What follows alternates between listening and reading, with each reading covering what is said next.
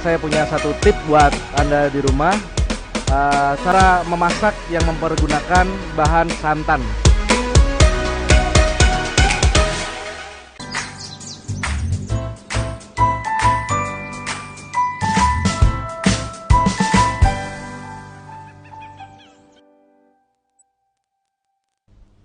Ya pemirsa, terima kasih Anda masih bersama kami di obrolan pagi sampai nanti jam 11. Ya pemirsa, kali ini kita punya tema yang menarik, yaitu pelayanan pasien di klinik gigi selama masa pandemi. Dan kita juga membuka layanan interaktif untuk masyarakat yang ingin bergabung bersama dengan kami di nomor 0274 4477666. Dan kali ini Anggun ingin menyapa terlebih dahulu narasumber yang sudah bergabung secara virtual ya. Kali kita sapa terlebih dahulu ada Mayor Kesehatan Dr. Gigi Eni Juliati, spesialis konservasi gigi yang merupakan kasih rawat jalan RSPAU Dr. S. Harjo Lukito. Kita sapa terlebih dahulu. Halo dokter, selamat pagi. Selamat pagi Mbak Anggun. Sehat ya dok ya? Semua pemirsa RBTV. Wah, terima kasih banyak. Sehat. Ya, sudah disapa pemirsa yang ada di rumah oleh Dokter Edi ya dokter ya. Baik dokter, kali ini kita punya tema yang menarik, yaitu pelayanan pasien di klinik gigi selama masa pandemi. Karena memang selama masa pandemi ini pelayanan juga berubah ya dokter ya. Tentunya akan ada protokol-protokol yang harus dijalankan tidak hanya dari dokternya tapi juga dari pasiennya. Tapi dokter, selain kita akan membicarakan masalah pelayanan, kita mungkin di awal terlebih dahulu, kali ini kan tadi Anggun sudah membacakan soal spesialis konservasi gigi. Mungkin untuk pemirsa yang ada di rumah ini masih awam gitu dok. Sebenarnya ada yang nggak tahu ya. Betul, konservasi gigi atau spesialis konservasi gigi ini bedanya dengan spesialis yang lain ini apa dok? Ya, jadi kalau boleh saya jelaskan Mbak Anggun ya, di bidang kedokteran gigi itu banyak spesialisnya. Kadang orang nggak tahu ya, taunya dokter gigi ya dokter gigi aja.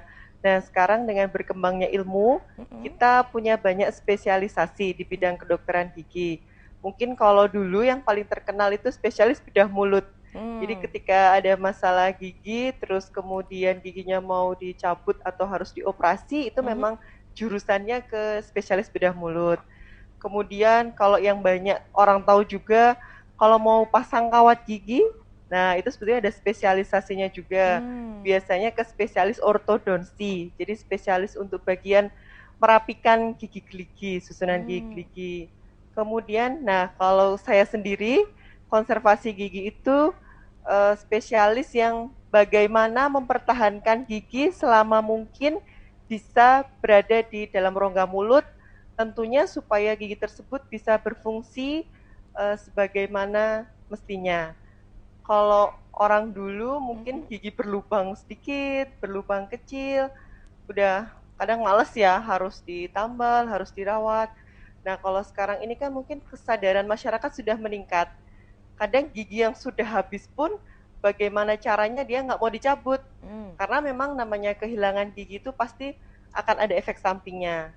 Nah bagi yang tetap berusaha mempertahankan giginya untuk tetap berada di rongga mulut, nah itu biasanya nanti sama dokter gigi umum akan dirujuk ke spesialis konservasi gigi. Itu biasanya nanti ketemu dengan kami, spesialis konservasi gigi di rumah sakit atau di klinik-klinik. Oh, jadi ini juga bisa menjadi ilmu yang baru juga untuk masyarakat. Ternyata banyak spesialis gigi ya dok ya. Kalau misalnya memang masyarakat di sini ingin mempertahankan giginya begitu ya dok ya, bisa langsung menuju ke spesialis konservasi gigi ya dok ya. Ya, kami juga ada perawatan estetik Mbak kalau di bidang konservasi gigi itu. Jadi mungkin kalau Mbak Anggun sudah pernah dengar gigi yang divinir. Ya. Nah, artis-artis itu ya biasanya public figure itu kan banyak giginya yang putih-putih, bagus-bagus. Ada yang dibuat gigi kelinci. Nah, itu biasanya sampai panjang ya dok ya gigi kelincinya. Mereka melakukan veneering giginya. Kemudian ada juga yang di bleaching. Jadi memang giginya diputihkan. Itu juga masuk ke dalam spesialis konservasi gigi. Tentunya selain endodonsi. Endodonsi itu jadi perawatan saluran akar. Sebuah gigi ketika berlubang, mungkin awalnya lubangnya hanya kecil. Ketika lubang kecil itu sudah ada keluhan, biasanya orang baru datang ke dokter gigi untuk berkonsultasi. Kok giginya mulai ngilu, giginya mulai kemasukan makanan.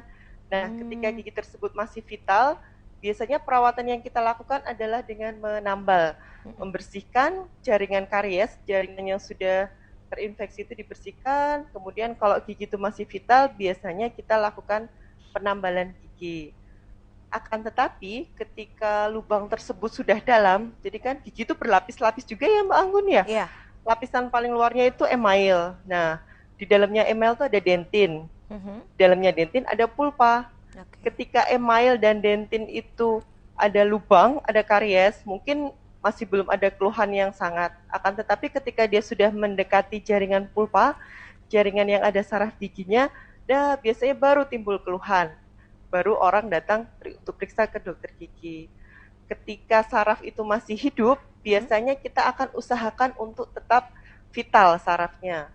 Mungkin kalau dia sudah terlalu dekat dengan pulpa, dengan jaringan yang ada saraf pembuluh darahnya itu, kita lakukan perlindungan pada bagian pulpa gigi itu. Kita capping namanya, kita lapisi dengan lapisan, kemudian baru nanti untuk kunjungan berikutnya bisa dilakukan penambalan. Akan tetapi ketika dia sudah terlalu dalam, pulpanya sudah meradang, biasanya akan timbul sakit spontan, jadi yang sakit banget sampai semalam nggak bisa tidur. Nah, itu biasanya mau nggak mau untuk mempertahankan gigi tersebut untuk bisa berada di dalam rongga mulut, kita lakukan nanti biasanya namanya pulpektomi. Jadi kita bersihkan jaringan pulpa tersebut, kita ambil pulpa vitalnya, kemudian nanti kita lakukan perawatan, dibersihkan, disterilkan, diisi bahan pengisi, baru kemudian nanti kita tutup dengan tambalan. Apabila masih memungkinkan ditambal langsung, kita lakukan penambalan langsung. Akan tetapi, jika jaringannya itu ternyata jaringan kerasnya sudah banyak yang hilang, maupun pulpanya tadi sudah mati nih Mbak, tapi tetap masih pengen dipertahankan giginya, ya kita lakukan namanya perawatan saluran akar. Prosedurnya hampir sama. Kalau tadi gigi masih vital, sakit gitu, kita anestesi dulu biasanya untuk jaringan giginya itu. Tapi kalau sudah mati, biasanya kan dia sudah nggak ada rasa sakit malahan. Tapi kadang sudah ada bengkak di gusinya. Atau kadang ada kayak nanah kecil, kayak benjolan, kayak jerawat kecil di gusi. Nah, itu biasanya udah ada abses gitu. Kita lakukan perawatan saluran akar. Dibersihkan. Intinya sumber infeksinya dibersihkan, disterilkan, kemudian diisi dengan bahan pengisi. Dan nanti yang terakhir adalah direstorasi. Jadi gigi akan kita kembalikan ke bentuknya seperti semula, baik itu dengan tambalan maupun dengan yang disebut crown, jadi mahkota, jaket crown ataupun full crown, gitu. Oh baik, jadi memang ada beberapa kasus ya dok ya, dan itu tadi sedikit gambaran seperti apa penanganannya ya dok ya. Jadi memang untuk spesialis konservasi gigi ini tidak melulu soal keluhan, tapi juga bisa di bidang estetika ya dok ya, seperti finger tadi ya dok ya.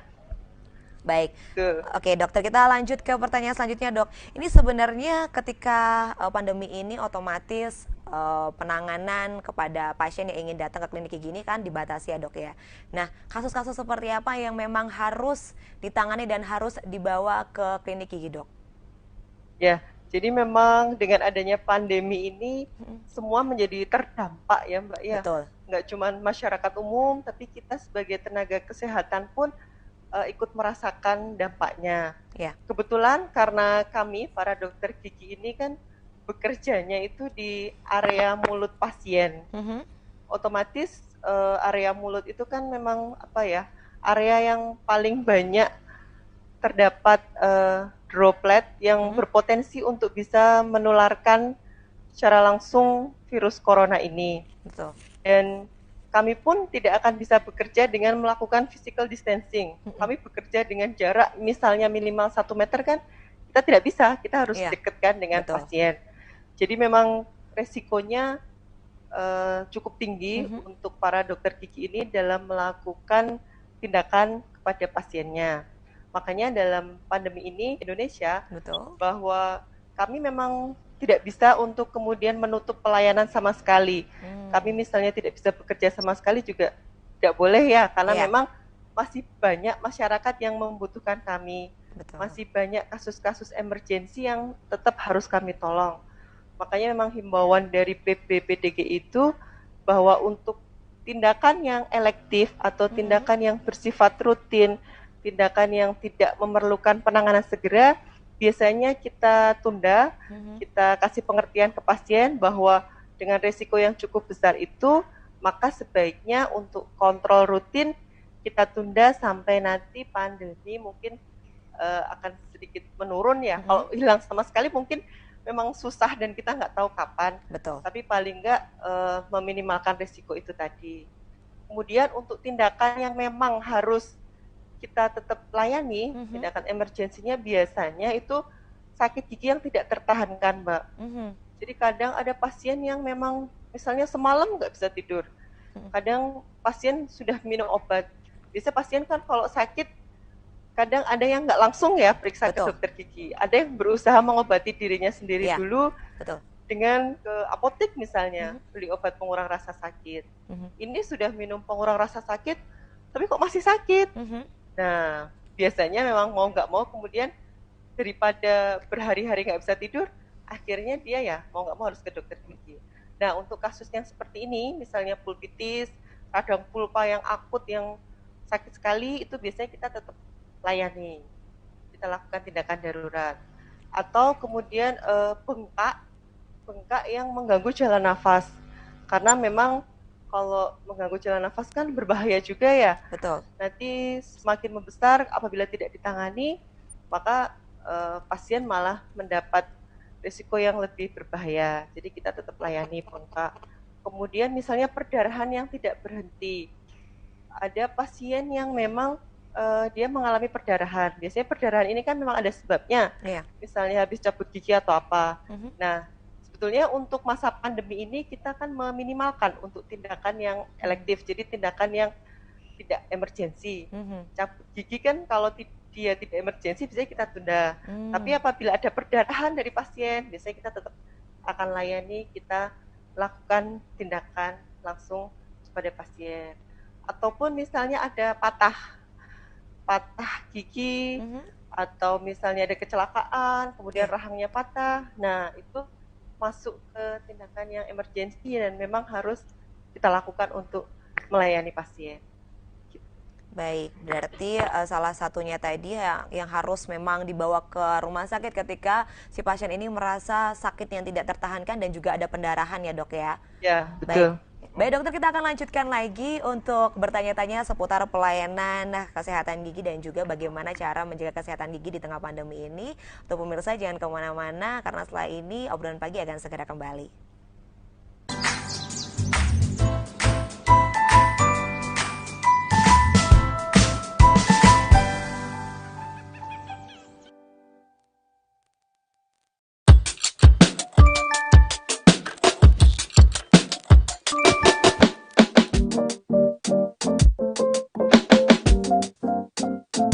And I start to clap, 'cause I'm feeling good.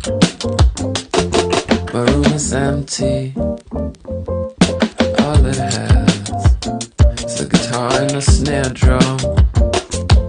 I bang on it. Is this life? I guess it's fine. All wild.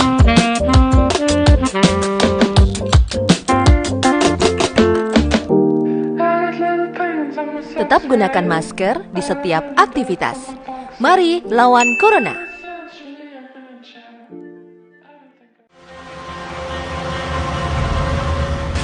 Kabar Jogja merekam peristiwa penting yang terjadi di DIY dan Jawa Tengah.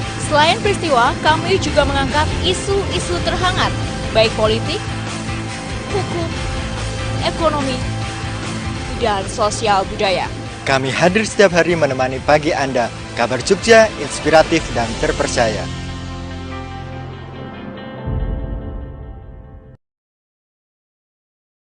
AKRB Jogja, kampus broadcast unggul dan terpercaya. Saya kuliah di AKRB, biaya terjangkau, kualitas bagus, dan fasilitas mendukung. Dari awal saya ingin bekerja di TV nasional, dan sekarang sudah terbukti karena saya kuliah di AKRB. AKRB adalah kampus Diploma 3. Kuliahnya banyak praktek dan cepat lulus. Lulusan AKRB berkualitas dan terbukti alumninya banyak bekerja di media. AKRB, be creative people.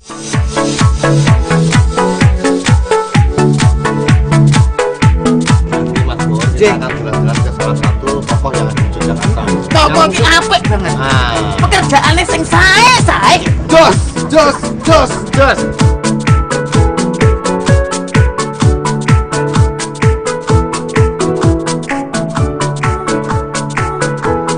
Ya pokoknya ikut terus dalam mantra.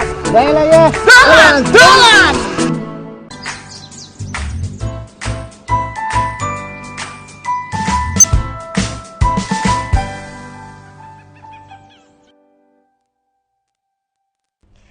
Masih bersama kami di obrolan pagi kali ini ya, temanya yang menarik yaitu pelayanan pasien di klinik gigi selama masa pandemi, dan tentunya kita juga masih terhubung bersama dengan Mayor Kesehatan Dr. Gigi Eni Yuliati, spesialis konservasi gigi.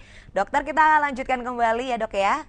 Jadi, Oke, Mbak. Iya, jadi tadi dokter juga sempat menyinggung soal masyarakat yang mungkin ada beberapa masyarakat yang saat ini sedang mengalami sakit gigi, terus datang ke apotek dan membeli obat pereda nyeri, dan kadang-kadang kemudian menyepelekan dok ya, setelah rasa sakitnya hilang. Lalu kemudian menyepelekan. Nah, hal-hal seperti itu bagaimana dok? Apakah memang harus diwaspadai dan berapa kali memang diperbolehkan untuk mengkonsumsi obat pereda nyeri dok? Oke.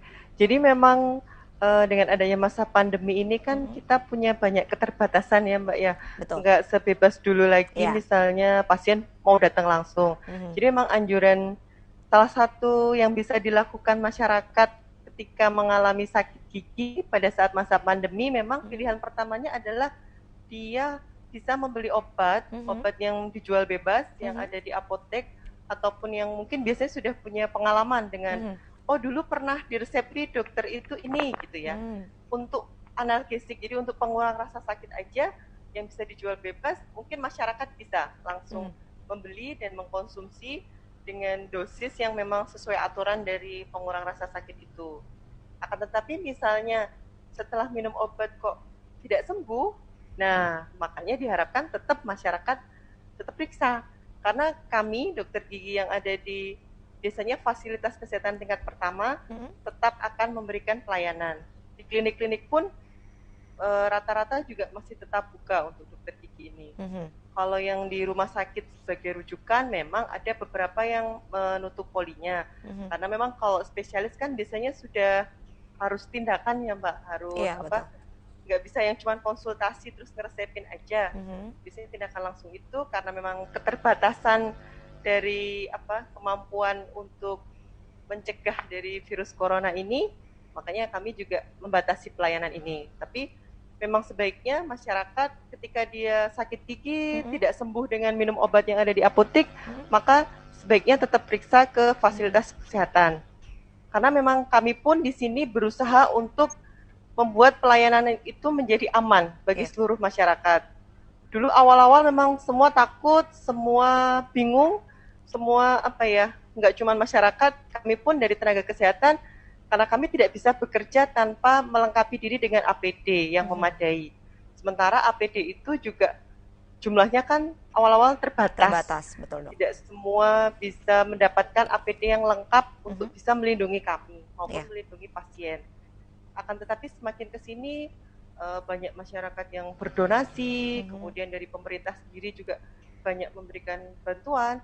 Maka sebagian besar dari kami, baik yang ada di fasilitas kesehatan tingkat pertama seperti puskesmas, di klinik maupun rumah sakit, rata-rata kami sudah melengkapi diri dengan APD. Karena ya kita nggak tahu ya pandemi ini akan berakhir sampai kapan.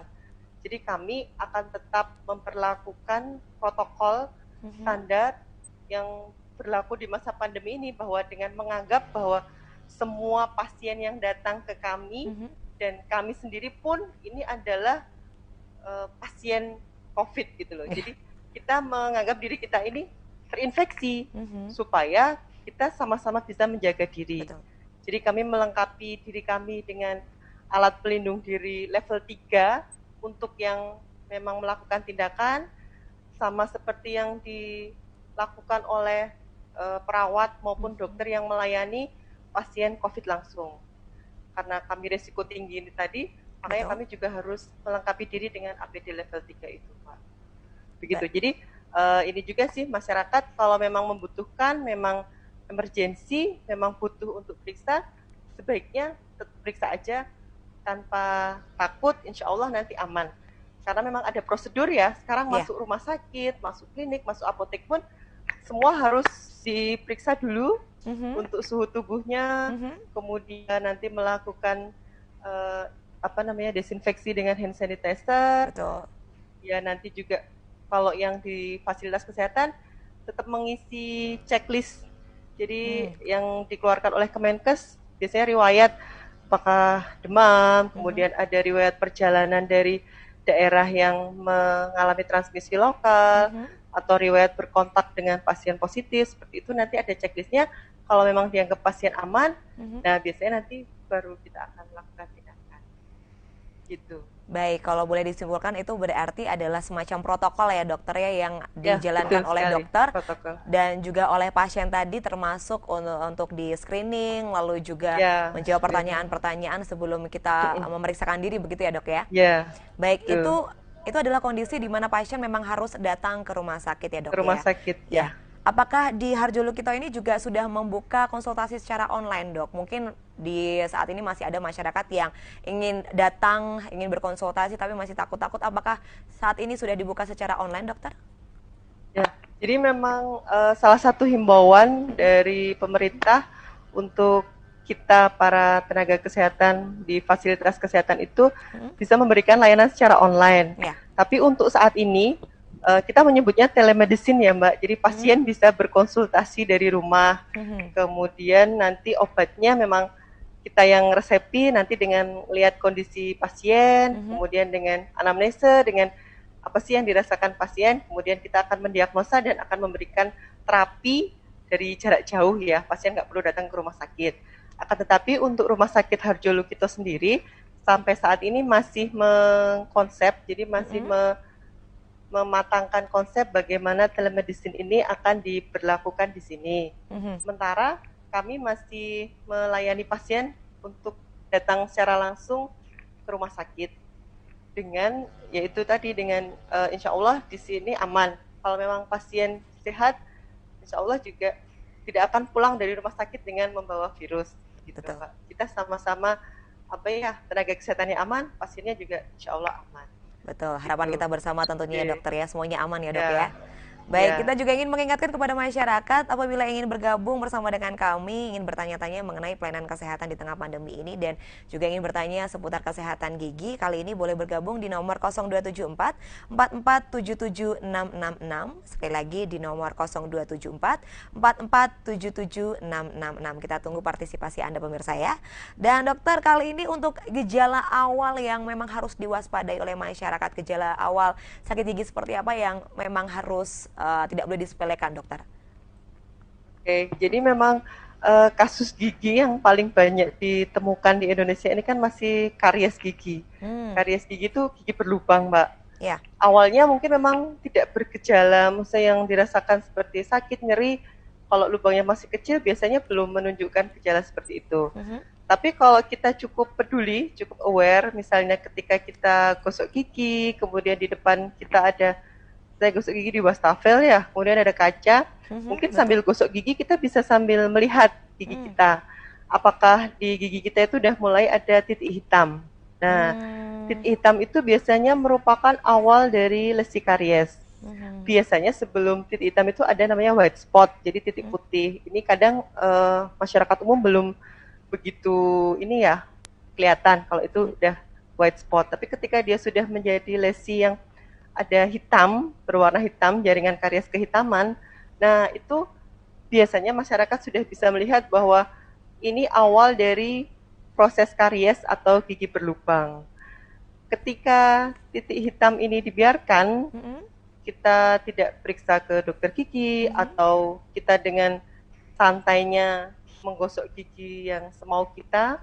Kadang kan masyarakat masih jarang ya malam sebelum tidur mau gosok gigi. Kemudian pagi sudah makan juga mau gosok gigi. Biasanya gosok gigi malah sebelum makan. Nah setelah itu sisa makanan banyak. Nah itu kan yang berpotensi menimbulkan karies. Jika dibiarkan, nah lama-lama awalnya yang berupa titik itu nanti akan membuat lubang. Awalnya cuma lubang kecil. Lubang kecil ketika dia baru kedalaman email nggak akan terasa apa. Setelah email ada lapisan dentin. Betul. Dentin pun ketika dia masih jauh dari pembuluh darah, dia juga tidak akan menimbulkan keluhan apa-apa. Akan tetapi ketika dentin yang sudah dekat dengan pulpa, sudah dekat dengan jaringan saraf dan pembuluh darah, nah di situ kadang yang biasanya sudah menimbulkan rasa sakit pada pasien. Bisa berupa ngilu, ketika minum dingin mulai nyut gitu.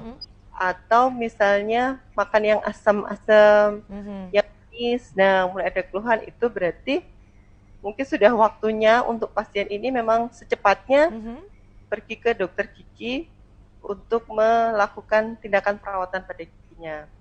Apabila pasien menganggap bahwa sakit gigi yang seperti itu hanya paling minum obat juga sembuh, nah mungkin sembuh hanya sesaat aja.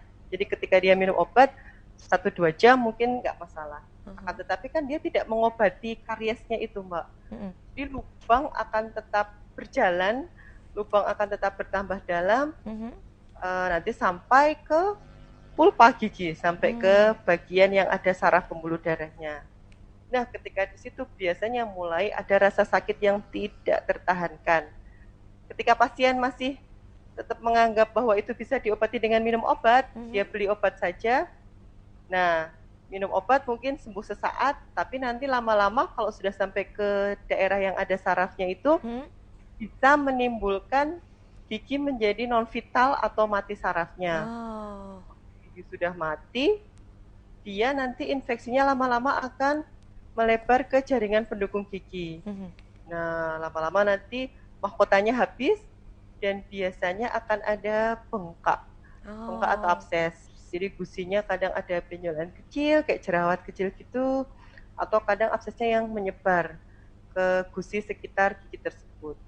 Nah, biasanya kalau sudah keluhan berat gitu, mau nggak mau pasien baru datang ke dokter gigi. Gitu.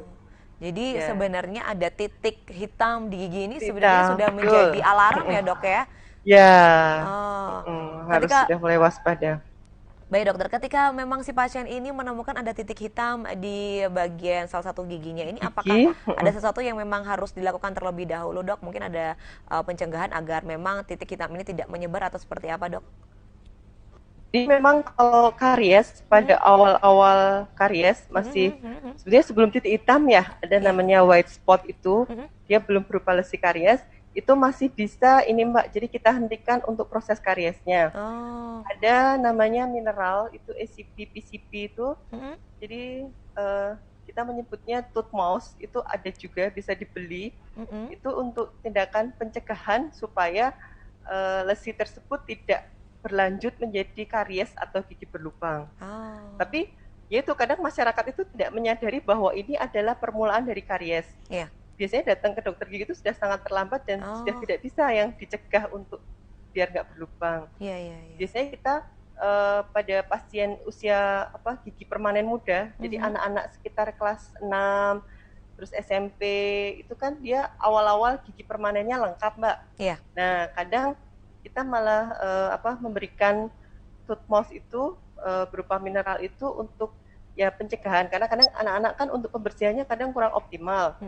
Takutnya misalnya nanti dia udah berlubang sementara giginya sudah permanen kan sayang. Makanya kadang kita edukasi untuk orang tuanya untuk bisa memberikan mineral itu yang diaplikasikan pada gigi anak. Kalau memang kita lihat ada kecenderungan anak tersebut mudah untuk terjadi karies gigi tersebut. Tapi kalau udah yang gigi dewasa biasanya yaitu terdeteksinya ketika lubangnya itu sudah besar. Jarang yang masih bisa dicegah dengan mineral tersebut. Dengan pemberian ACP, PCP itu. Baik dokter. Kalau untuk kebiasaan gaya hidup seperti apa yang memang harus dia tanamkan agar gigi kita tetap sehat, Dok? Ini memang yang paling sederhana kampanye dari para dokter gigi ini kan, yang pertama pembersihan yang paling mudah, sederhana dan murah itu gosok gigi ya Mbak ya. Iya, betul. Jadi gosok gigi minimal sehari 2 kali. Malam sebelum tidur dan pagi sesudah makan. Sesudah makan ya, Dok ya? Ya, betul. Jadi memang tujuannya supaya malam itu ketika kita tidur istirahat gigi dalam keadaan bersih. apabila ada sisa makanan yang ada di gigi, kemudian dia dengan bakteri yang sudah ada di mulut, dia akan merusakkan dari jaringan keras gigi itu menjadi lunak. Nah, itu nanti yang lama-lama akan menimbulkan karies. Sementara kalau pagi juga kita sehabis sarapan memang sebaiknya juga dibersihkan supaya tidak ada plak atau sisa makanan yang nempel di gigi yang juga berpotensi menimbulkan karies. Kemudian anjuran yang kedua setelah gosok gigi itu, yaitu memang kita harus rutin kontrol ke dokter gigi. Tujuannya supaya kita tahu minimal misalnya ada gigi yang mau berlubang, baru berupa titik hitam. Nah, kita sedini mungkin untuk mencegah terjadinya lubang itu. Kemudian biasanya yang orang ini kan juga ada karang gigi. Nah, kalau plak yang sisa makanan yang nempel di gigi itu, misalnya dia dibiarkan di situ terus-menerus, mengeras kan juga bisa menjadi karang gigi. Betul, dokter, mohon maaf, saya potong sebentar karena sudah ada pemirsa yang ingin bergabung bersama dengan kami, Dok. Kita sapa terlebih dahulu ya, dokter ya. Halo, selamat pagi. Selamat pagi. Baik, mohon maaf terputus dokter. Kita ingatkan kembali untuk masyarakat yang ingin bergabung langsung saja di nomor 027444776666. Baik dokter, sebelum kita lanjutkan lagi, kita break sejenak untuk pemirsa. Kita masih tunggu partisipasi Anda. Jangan kemana-mana, tetap di rumah saja bersama Obrolan Pagi.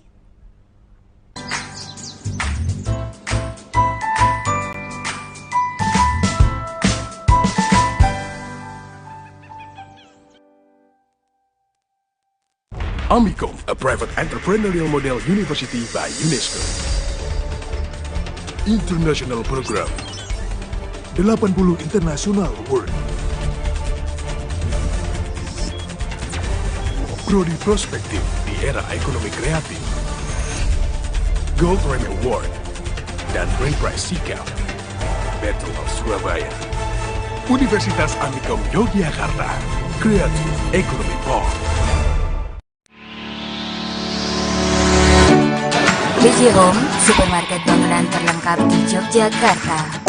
Pusatnya bahan bangunan terbesar, terlengkap, termurah di Yogyakarta.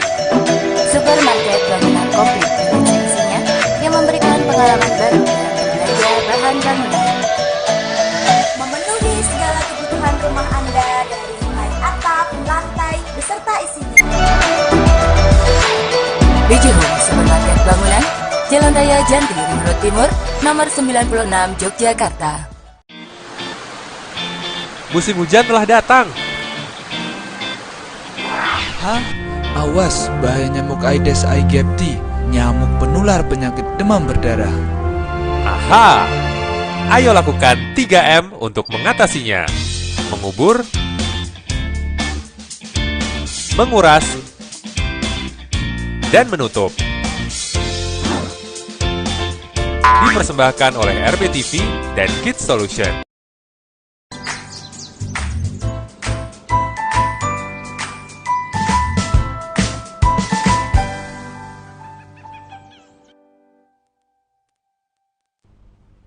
Dan masih bersama kami di Obrolan Pagi, dan kita akan lanjutkan lagi untuk pembahasan kali ini pelayanan pasien di klinik gigi selama masa pandemi dan tentunya bagaimana cara menjaga kesehatan gigi di tengah pandemi ini. Kalau tadi kita sempat terpotong ya dok ya, untuk kebiasaan gaya hidup yang harus diterapkan agar gigi kita tetap sehat begitu ya dok ya. Boleh dilanjutkan kembali dok, harus seperti apa masyarakat untuk menjaga agar giginya tetap sehat dok?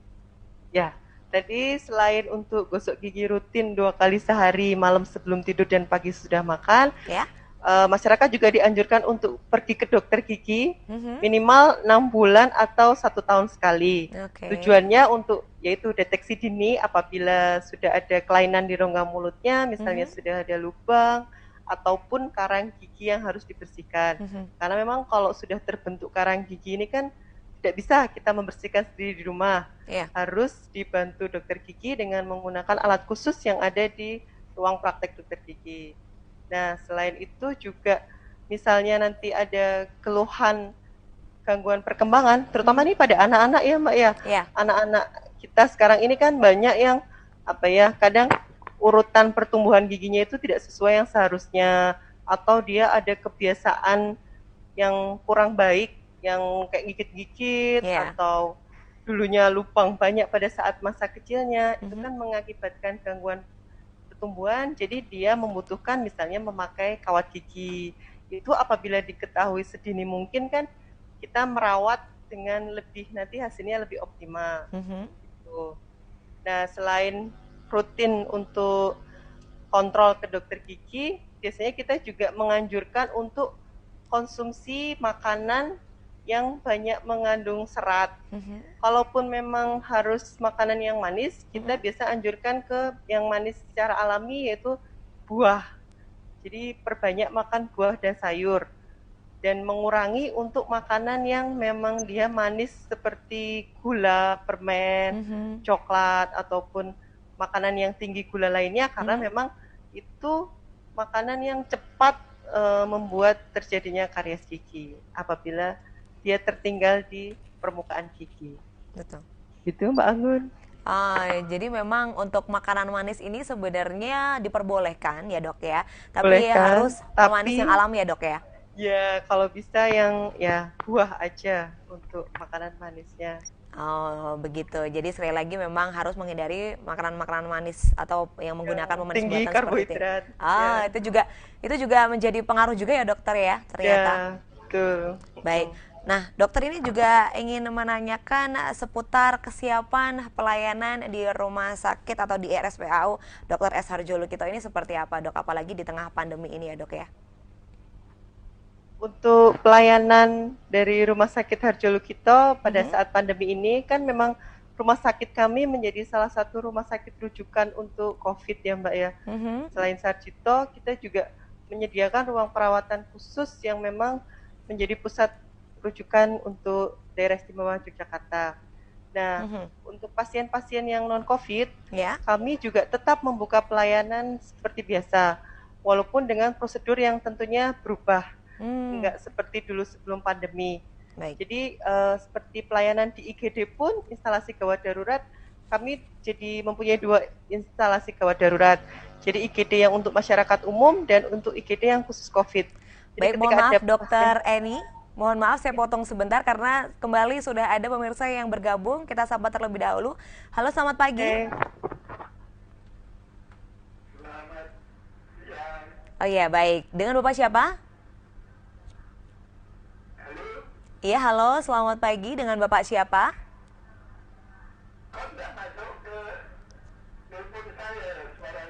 Halo, coba saya ulangi kembali. Halo, selamat pagi Bapak. Dengan Bapak siapa dan silakan pertanyaannya. Baik Pak Mariadi, silakan pertanyaannya kepada Dokter Eni, silakan. Untuk pasang kawat gigi, sebaiknya anak umur berapa? Baik, sudah cukup Bapak apa? Baik, terima kasih untuk Bapak Mariadi yang sudah bergabung bersama dengan kami. Baik, untuk Dokter Eni langsung saja dijawab, untuk umur berapa anak memang diperbolehkan untuk memasang kawat gigi dokter? Ya, baik, terima kasih pertanyaannya Bapak Mariadi.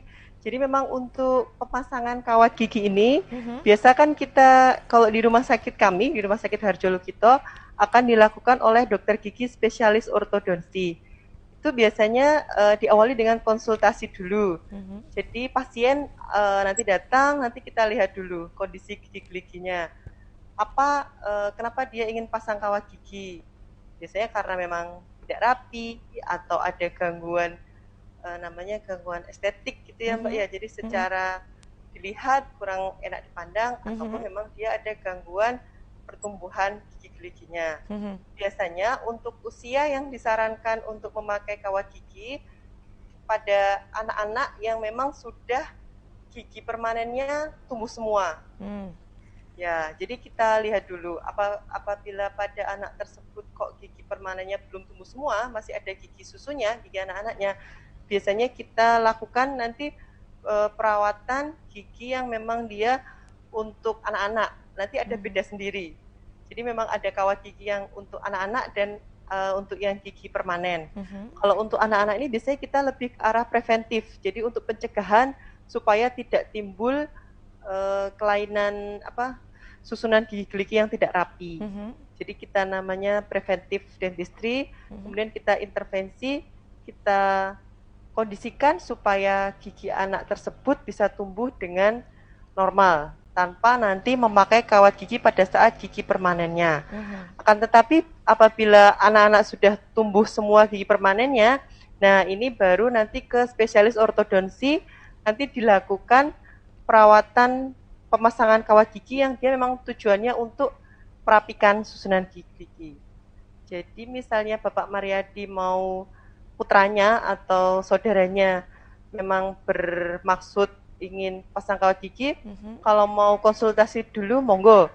Kalau misalnya dia masih usia anak-anak dan itu nanti bisa dilakukan preventif atau pencegahan, nanti dengan spesialis gigi anak nanti bisa dilakukan tindakan untuk pemasangan kawat, tapi memang dia yang untuk pencegahan untuk anak-anak. Tapi nanti misalnya dia sudah usia kelas 6 SMP itu kan memang sudah tumbuh semua Mbak, biasanya gigi permanennya. Nah nanti dengan spesialis ortodonsi dia memang untuk pemasangan kawat yang untuk merapikan tujuannya. Jadi udah bukan pencegahan lagi. Gitu. Baik, seperti itu. Semoga menjawab untuk Bapak Mariadi yang sudah bergabung bersama dengan kami. Dokter, karena memang keterbatasan waktu ya dokter ya. Kalau tadi kita sudah menanyakan seputar kesiapan dari Rumah Sakit Harjo Lukito di tengah pandemi ini, mungkin kita langsung ke pertanyaan selanjutnya, yaitu kan sebentar lagi kita mau menyambut Lebaran nih dok ya. Nah, mungkin ada tips-tips yang baik untuk masyarakat menghadapi Lebaran dengan gigi yang tetap sehat dokter. Baik Mbak Anggun, jadi memang beberapa hari lagi kita sudah akan menjalankan Idul Fitri, Hari Raya Idul Fitri. Betul. Dengan berakhirnya Ramadan ini. Biasanya kalau Idul Fitri kan makanan segala macam akan tersedia di meja makan. Dan sering ya dok ya? Betul. Bapak Ibu biasanya makanan manis-manis, bersantan, kemudian kalorinya tinggi.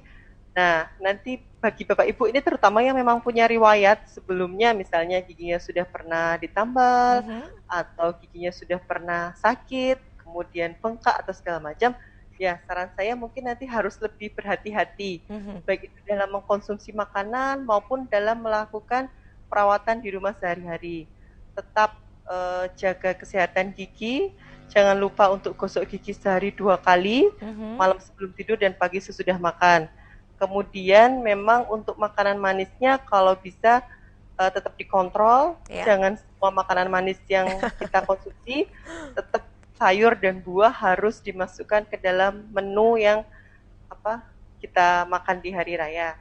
Apabila nanti pada saat hari raya ada keluhan, mungkin pertolongan pertama yang bisa kita lakukan di rumah apabila ada sakit atau terasa bengkak atau nggak nyaman, kadang kan ada gigi yang untuk mengunyah itu rasanya sakit Mbak Anggun. Betul. Jadi sebetulnya dia itu nggak lubang, tapi dia kayak kemeng, kayak berat gitu. Biasanya itu ada periodontitis, ada radang jaringan pendukung. Nah, misalnya ada radang seperti itu, masyarakat bisa membuat air kumur dari air garam hangat. Jadi air hangat yang dikasih garam, dicoba untuk kumur-kumur, biasanya nanti akan sedikit meredakan. Baik. Nah, itu bisa misalnya nanti memang darurat ke apotek, misalnya sakit bisa minum pengurang rasa sakit. Baik, seperti itu kira-kira ya dokter ya, tips sehat, gigi tetap sehat untuk menyambut Idul Fitri nanti dokter ya. Apabila masih sakit nanti karena ini kan tidak ada cuti bersama liburan tahun ini, jadi kita Lebaran hari ketiga Rumah Sakit Harjo Lukito sudah buka. Apabila memang emergensi sakit, monggo Bapak Ibu bisa datang ke Rumah Sakit Harjo Lukito. Baik, tentunya kita mengucapkan terima kasih banyak untuk Mayor Kesehatan Dr. Gigi Eni Yuliati, spesialis konservasi gigi yang sudah memberikan banyak ilmu yang sangat bermanfaat untuk kita semuanya. Semoga pandemi ini segera berakhir dan kita semua selalu sehat ya dokter ya. Salam untuk teman-teman dokter yang lain. Dan tentunya terima kasih juga untuk pemirsa yang sudah menyaksikan kami sampai hari ini dan terus saksikan obrolan pagi sampai jam 11. Tetap di rumah saja, jangan kemana-mana dan sampai jumpa.